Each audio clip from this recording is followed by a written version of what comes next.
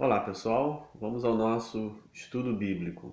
Vamos estudar Carta aos Colossenses, capítulo 1, do verso 12 até o verso 23. Nesse trecho contém um hino cristológico, um hino de exaltação a Cristo, um hino que mostra a primazia de Cristo em toda a criação. Este hino está contido entre os versos 15 e o verso 20. Os versos anteriores, do 12 ao 14, funcionam como uma introdução preparando o hino de louvor. Indica-se antes, nessa introdução, as razões e o convite para se louvar a Deus, para se agradecer a Deus, cantar em agradecimento a Deus por Jesus Cristo que realizou a nossa redenção. E após o hino, dos versos 21 ao verso 23, temos uma conclusão aplicativa, aplicando esta salvação realizada por Jesus na vida prática cotidiana dos cristãos, especialmente aqui os cristãos da cidade de Colossos. Então temos introdução, o hino e uma conclusão aplicativa. No verso 12, temos o início dessa introdução, dando com alegria graças ao Pai que vos fez idôneos à parte que vos cabe da herança dos santos na luz. Com alegria faz parte da expressão contida no verso 2, dando graças ao Pai, agradecendo ao Pai com alegria. Pelo quê? Porque ele nos fez, Colossenses, autor da carta, idôneos, ou seja, ele nos fez participantes, ele nos habilitou para participar da herança dos santos na luz. A expressão santos ou santos na luz é uma expressão que remonta à tradição do Antigo Testamento, onde lá no Antigo Testamento, essa expressão santos ou santos da luz era uma expressão utilizada para os anjos.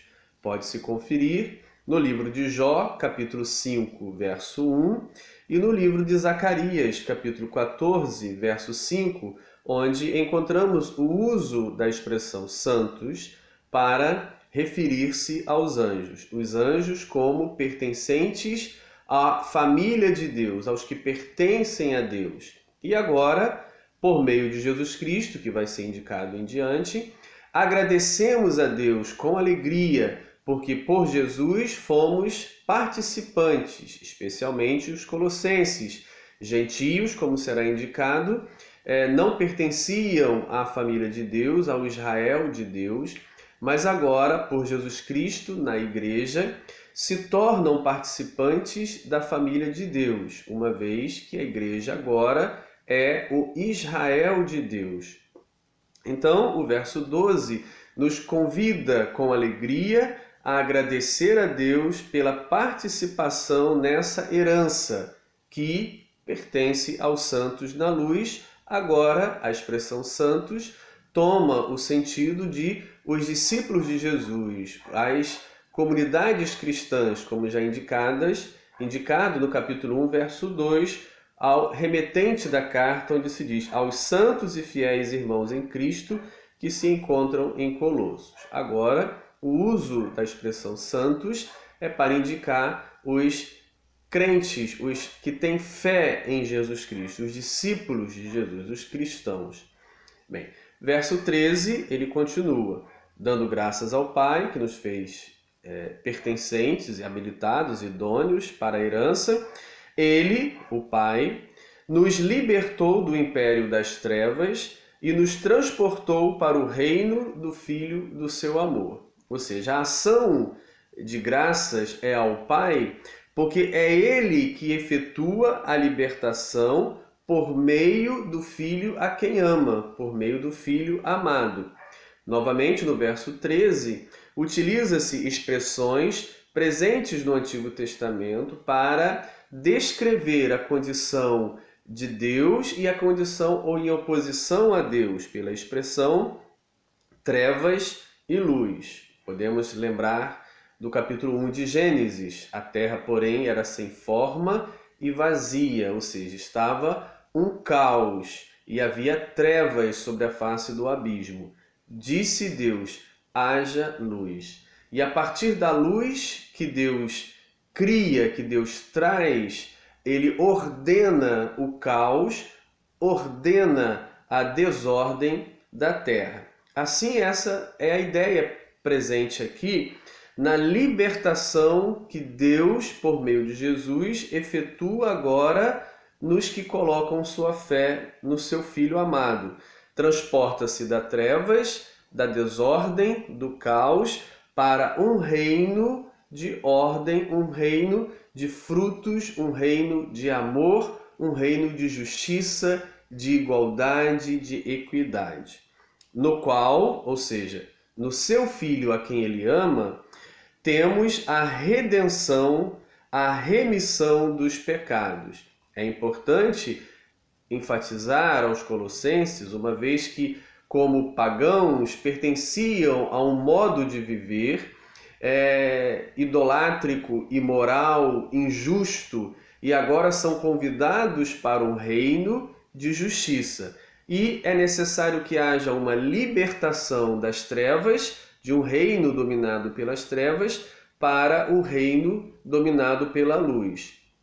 A mesma temática se apresenta na libertação dos escravos hebreus por meio do êxodo do Egito para a terra prometida, livres do jugo de Faraó e agora livres sob a lei de Deus, sob os mandamentos do Senhor.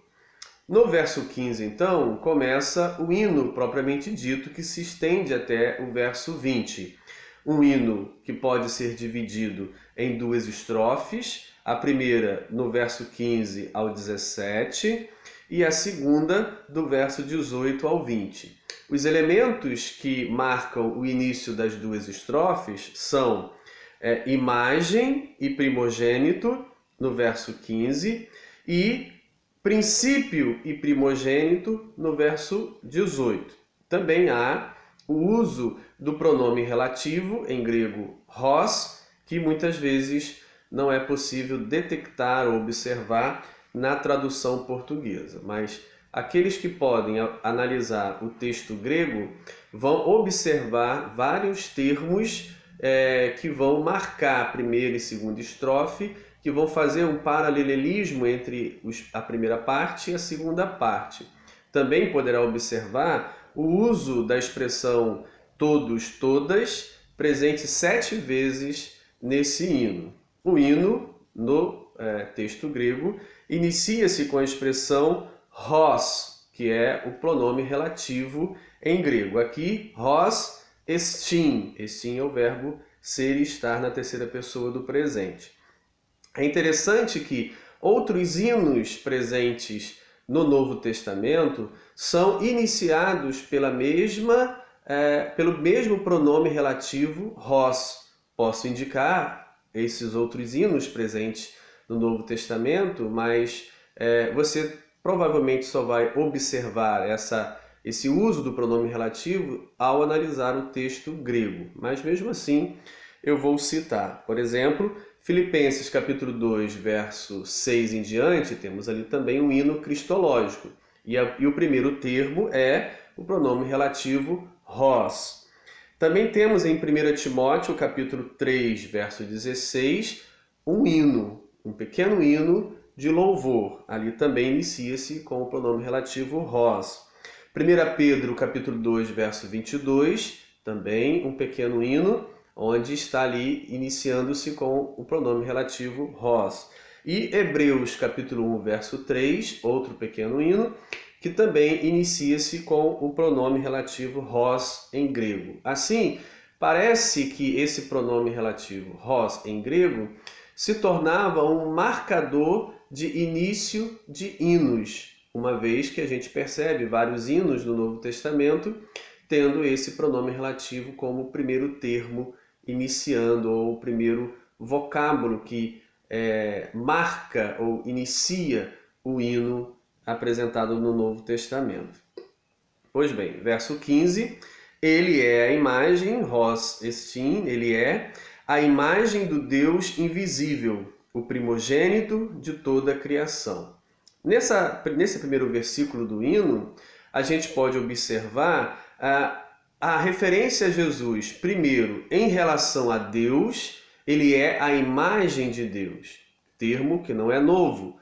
Podemos observar a expressão imagem de Deus lá em Gênesis capítulo 1, verso 26 e 27, na criação do homem, do ser humano. Macho e fêmea foram criados no mesmo dia, segundo a primeira narrativa da criação, no sexto dia, e Deus disse, façamos o homem, o ser humano, a nossa imagem e nossa semelhança. Também nos textos sapienciais judaicos, a sabedoria é apresentada como a revelação, a imagem de Deus. Assim, Cristo é apresentado em relação a Deus como aquele que é o representante na história de Deus. O Deus invisível, inacessível, que ninguém pode ver, revela-se por meio da sua imagem plena, como o próprio hino vai indicar no verso 19, em Jesus Cristo. Então, nele, ou a partir dele, ou devido a ele, nós encontramos a imagem do Deus invisível revelada.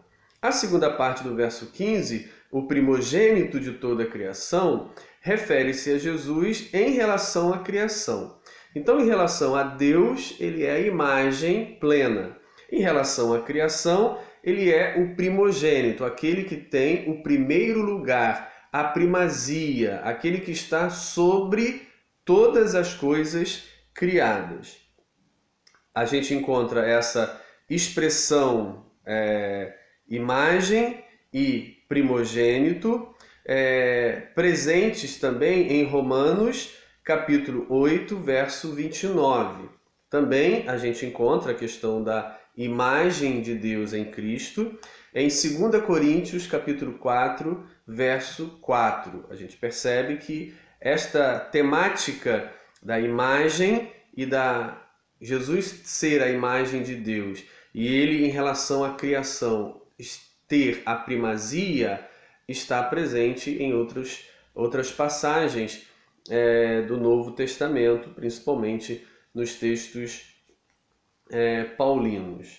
Bem, continuando o verso 16, pois nele foram criadas todas as coisas, nos céus e sobre a terra, as visíveis e as invisíveis, sejam tronos, sejam soberanias, quer principados, quer potestades. Tudo foi criado por meio dele e para ele. Bem, então, desenvolve-se no verso 16 a referência de Cristo em relação à criação, à sua primazia.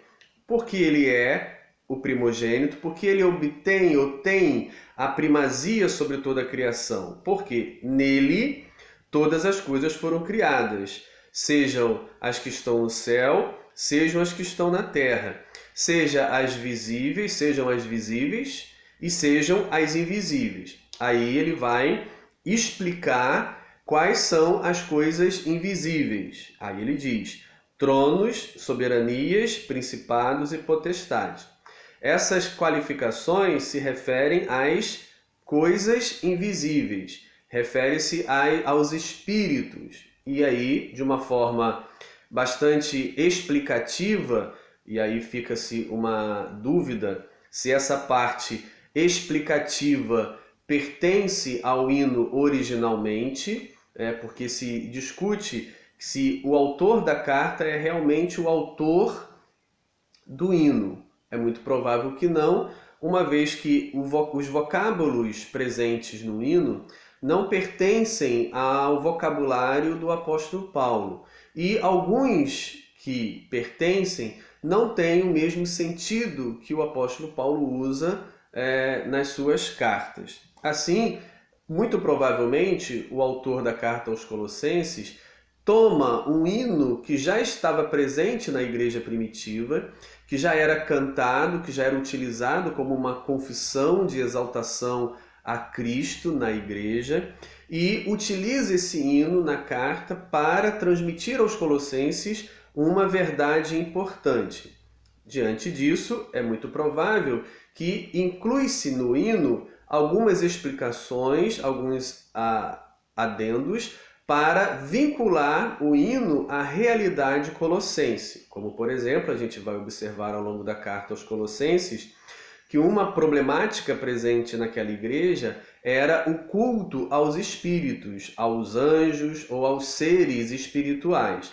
E já aqui no hino, já exalta Jesus Cristo, que a partir dele todas as coisas foram criadas, visíveis e invisíveis, e até as coisas invisíveis estão sob o seu governo. E aí ele descreve quais são as coisas invisíveis que certamente têm relação com a problemática colossense do culto aos seres espirituais, que é condenado na carta, de forma que os cristãos colossenses sejam conduzidos a um culto exclusivamente a Jesus Cristo. A Ele todo louvor e toda glória, e não aos espíritos, como se ele fosse mais um dos muitos intermediários, seres espirituais, crido nesse sincretismo colossense. Então é muito provável que essas observações, sejam tronos, sejam soberanias, quer principados, quer potestades, seja uma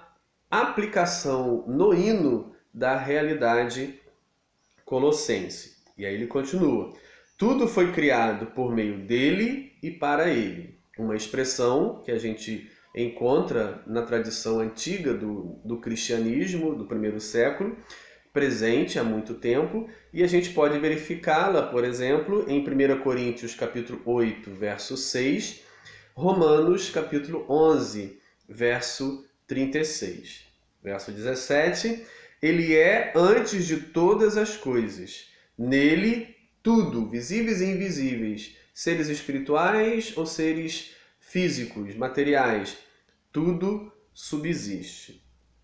É um hino onde claramente se apresenta a primazia, o primado de Cristo sobre todas as coisas. Verso 18 inicia-se então a segunda estrofe.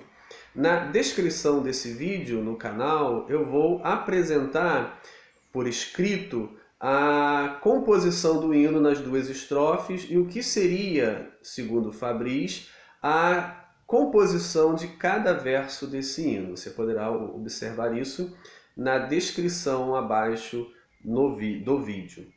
Verso 18, ele é a cabeça, é o mesmo Rosenstein, ele é a cabeça do corpo da igreja.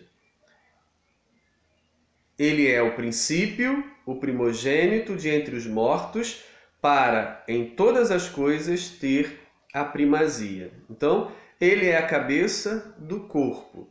O corpo, a princípio, dentro do próprio contexto temático, falando da criação, se refere ao universo, a toda a criação. Mas também se estende à igreja. Então é muito provável que da igreja seja uma observação, um adendo para transmitir e aplicar o hino à realidade da igreja de Colossos. Ele é o cabeça do corpo. Primariamente, corpo significaria o mundo, a criação, o universo. Jesus é o cabeça sobre toda a criação. Por isso é dito que ele é o primogênito de toda a criação, aquele que tem a primazia sobre todas as coisas criadas. Assim, o mundo é comparado ao corpo e Jesus a cabeça que domina e controla o mundo inteiro. Mas também a igreja é um corpo e Cristo é o cabeça da igreja, controlando e governando assim a igreja. Ele é o cabeça do corpo e é o cabeça da igreja. Ele é o princípio, o começo de todas as coisas. A ideia de primogênito fica mais clara agora com a palavra princípio, pois a ideia é aquele que tem o primeiro lugar, aquele que é a autoridade maior sobre toda a criação, o princípio, o primogênito entre os mortos. Aí estende-se agora o primogênito, a princípio lá na primeira estrofe de toda a criação, e agora o primogênito dentre os mortos, aqueles que ressuscitaram ou ressuscitarão. Jesus é o primeiro entre os mortos. Não apenas o primeiro entre os vivos, mas também é o primeiro entre os mortos, o primeiro a ressuscitar, para em todas as coisas ter o primeiro lugar, tanto nas coisas visíveis e invisíveis, tanto nas coisas vivas quanto naquilo que pertence ao reino dos mortos. Bem, essa primazia de Cristo sobre a ressurreição, sobre os mortos, também está apresentado em 1 Coríntios, capítulo 15, versos 20 e 23, e também Apocalipse, capítulo 1, verso 5. Porque aprove a Deus, verso 19, foi da vontade de Deus que assim acontecesse. Também é da vontade de Deus que nele, em Cristo, cabeça de toda a criação, residisse, morasse, habitasse toda a plenitude. A expressão plenitude, do grego pleroma, é melhor explicada no capítulo 2, verso 9 da carta aos Colossenses, onde ele vai apresentar a plenitude da divindade. Aí fica mais claro o que ele quer dizer com o pleroma, ou seja, a plenitude. O que mora em Jesus?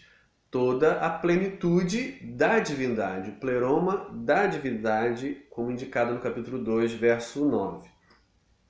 Verso 20. E que, havendo feito a paz pelo sangue da sua cruz, é muito provável que essa explicação, por que meio foi feito a paz pelo sangue da sua cruz, seja uma observação explicativa do redator, acrescentando ao hino para enquadrar na mensagem necessária aos Colossenses e à igreja, como uma mensagem mais ampla, de forma de que a paz que foi feita pela morte de Jesus, pelo sangue da sua cruz. E por meio desse sangue, desta morte na cruz, reconciliar-se consigo mesmo todas as coisas, quer sobre a terra, quer nos céus. A reconciliação de todas as coisas, seja céu e terra, seja entre os homens, seja na igreja, seja na família, é uma temática encontrada na carta aos Efésios, que provavelmente foi uma carta escrita por um redator que leu a carta aos Colossenses, pois segue a carta aos Colossenses. Muitos temas presentes na carta aos Colossenses estão presentes na carta aos Efésios, só que lá mais desenvolvido. Assim, a gente observa essa paz, essa reconciliação pela morte de Jesus sobre todas as coisas, terra e céus. E assim finaliza-se este hino de louvor a Cristo, de exaltação a Cristo, do verso 15 até o verso 20. Do verso 21 ao 23, podemos encontrar uma aplicação dessa salvação, dessa história da salvação, desse evento salvífico realizado por Deus em Jesus Cristo. A aplicação nos versos 21 e 23 para a igreja colossense, para todas as igrejas, se revela nesses versos. E a vós outros, ou seja, o resultado de tudo isso é que a vós outros, também que outrora éreis estranhos, claramente indicando a não participação desses colossenses no povo de Deus, no Israel de Deus, na família de Deus, éreis estranhos e inimigos no entendimento pelas vossas obras malignas, pelos pecados, pela forma de vida dos gentios. Eles eram compreendidos pelos judeus como praticantes de obras malignas, o seu roubo, o seu egoísmo, a sua avareza, todos aqueles pecados que prejudicam a relação entre os homens eram ou são apontados na vida desses gentios, mas que agora, por meio de Jesus Cristo, foram reconciliados, foram redimidos, foram livres do império das trevas e trazidos para o império da luz. Então essa obra salvífica de Jesus torna-se prática, realizável na vida dos colossenses. E por isso eles agora experimentam essa libertação, que não é apenas teórica, do império das trevas para o reino da luz, mas se manifesta na forma prática das obras. Assim como a pertença ao reino das trevas se manifestava nas obras malignas, assim também a pertença ao reino da luz se manifesta em novas obras, em obras justas, em boas obras, em obras santas. Verso 22. Agora, a partir desse evento de Cristo, porém, vos reconciliou no corpo da sua carne. Mais uma alusão à morte de Jesus pelo sangue derramado, pela cruz, pela sua morte, mediante a sua morte, para apresentar-vos perante ele santos, inculpáveis e irrepreensíveis. Não é apenas uma questão teórica de reino das trevas e reino de luz. Não é apenas um conjunto de teorias e crenças e coisas abstratas que vão talvez estimular a uma soberba. Não, é uma questão prática. O transporte do reino das trevas para o reino da luz implica em questões práticas. E essas questões práticas se revelam numa apresentação perante ele desses que foram reconciliados numa vida santa, inculpável e irrepreensível. Se é, uma observação importante, se é que permaneceis na fé. Porque caso não permaneça na fé que abraçaram, essa operação salvífica não se realizará. Ou seja, não estarão pertencendo ao reino da luz. A semelhança dos hebreus, liberto do jugo de Faraó, da escravidão, trazidos ou conduzidos para um novo reino, mas aqueles que abandonaram a fé, ou negligenciaram a fé, ou rejeitaram a fé, pereceram ao longo da caminhada. Se é que permaneceis na fé, alicerçados e firmes, não vos deixando afastar da esperança do evangelho que ouviste. É necessário um não afastamento, é necessário uma aproximação perseverante, constante, e que foi pregado a toda criatura debaixo do céu, e do qual eu, Paulo, me tornei, a palavra grega é diáconos, né? A palavra ministro fica até mais bonitinha na língua portuguesa, da ideia de um grande líder, mas na realidade a palavra diácono é uma palavra para o escravo que serve aos outros, que serve à mesa, que serve à casa, aquele que é o servo. Paulo se tornou desse evangelho servo, escravo, diáconos. Ele não se serve do evangelho, mas ele serve ao evangelho. Não que ele tenha o domínio sobre o evangelho, mas o evangelho que o domina, que por meio dele é manifesto. É muito importante que essa observação final aqui no verso 23 não seja tida como que tudo aquilo que é o evangelho é o que está em Paulo, ele tem o domínio sobre as crenças evangélicas. Não é esse o sentido. O sentido é que ele é um servo do evangelho. Por meio dele, o evangelho se espalha. Ele é um instrumento de Deus e não o dominador, o dono das crenças, como se em outros apóstolos ou em outros não houvesse também as doutrinas do evangelho. Um abraço.